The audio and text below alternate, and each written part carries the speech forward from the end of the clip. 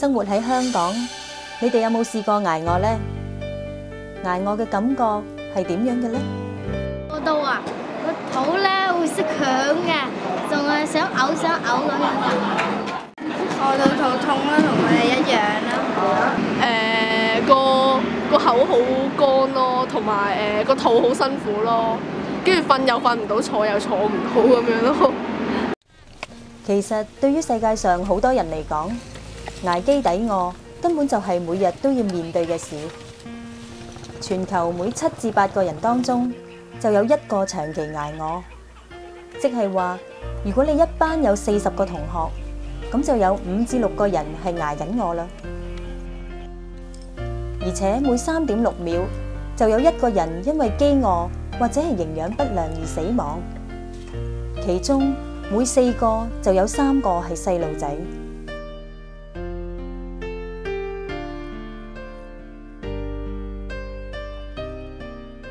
喺21世紀，科技進步，物質生活豐富，點解仲有咁多人要捱餓呢？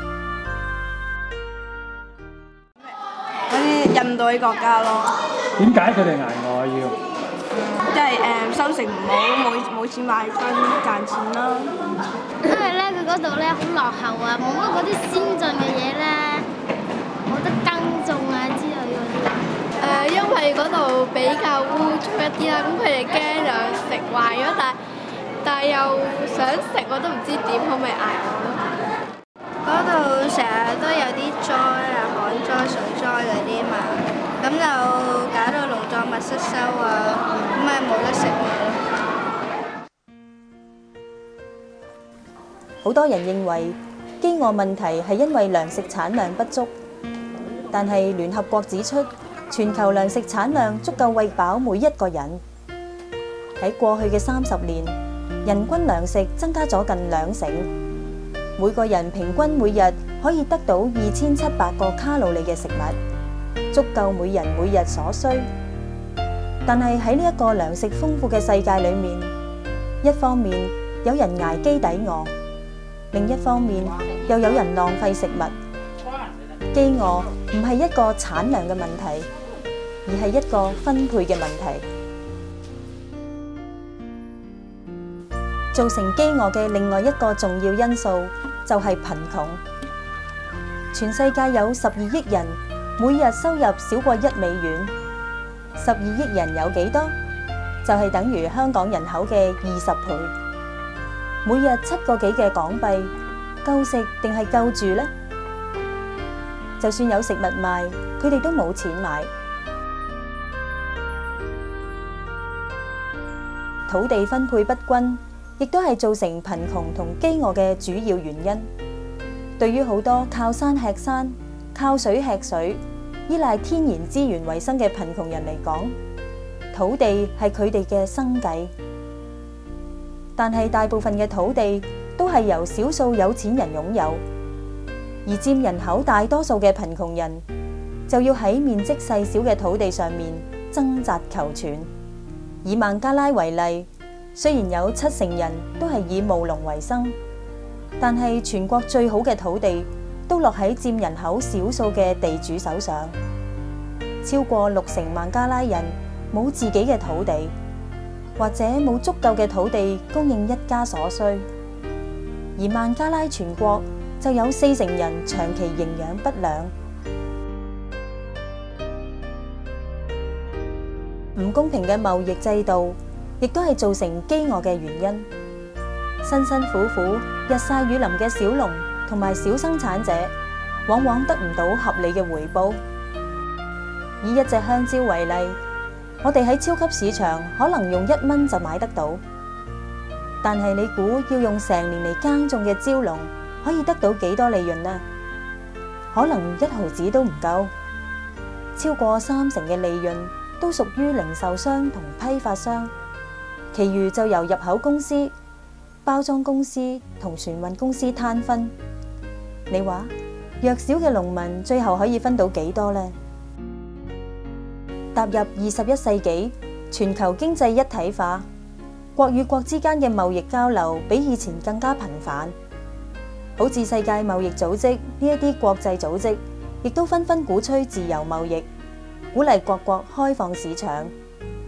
但事實上喺國際貿易裏面，每1蚊嘅交易，經濟收入較高嘅地區就可以得到8毫，中等收入嘅地區可以拎到毫7子，而剩翻嘅3分錢先至係屬於低收入嘅國家。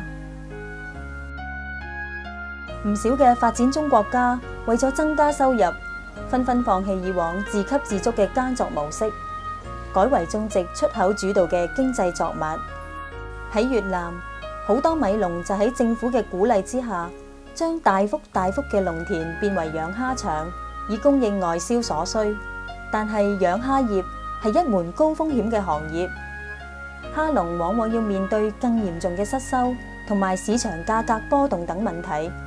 佢哋亦因為缺乏技術嘅支援，喺遇到問題嘅時候變得一籌莫展。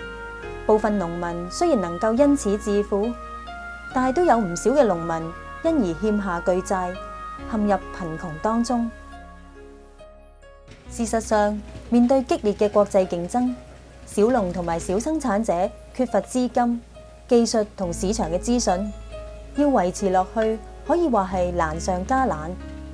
佢哋嘅基本糧食保障亦都係岌岌可危。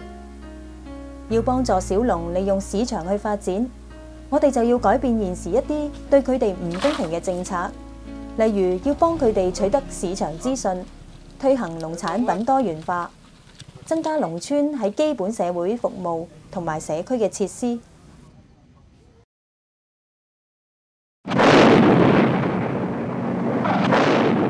戰爭亦都係一個導致飢餓嘅成因。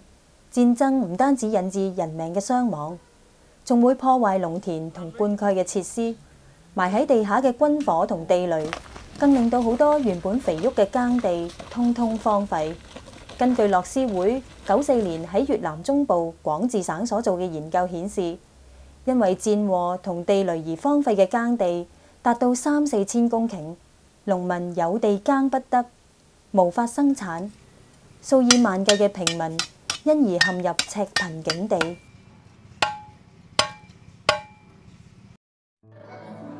其實食得飽係基本嘅人權，而且係可以做得到嘅。只要我哋同心協力，針對飢餓嘅成因，改善貧窮狀況，全球飢餓問題係可以得到解決嘅。各位朋友，你哋又覺得可以點樣解決飢餓嘅問題呢？作為全球公民嘅你，個人可以做啲乜嘢呢？你又希望你嘅政府做到啲乜嘢呢？覺得你可以點樣幫到佢哋啊？捐錢咯，捐錢俾邊個？捐錢俾我，俾嗰啲機構咯。除咗捐錢之外咧，你仲可以做啲乜嘢？可以捐啲食物啊，嗰啲之類咯。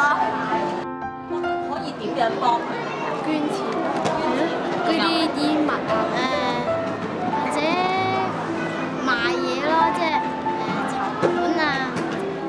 我哋可以唔好咁浪費啲食物啦，係啦，咁又可以叫啲朋友真係唔好食剩好多嘢啊，因為好多小朋友喺第二啲地方係真係唔夠糧食㗎咯。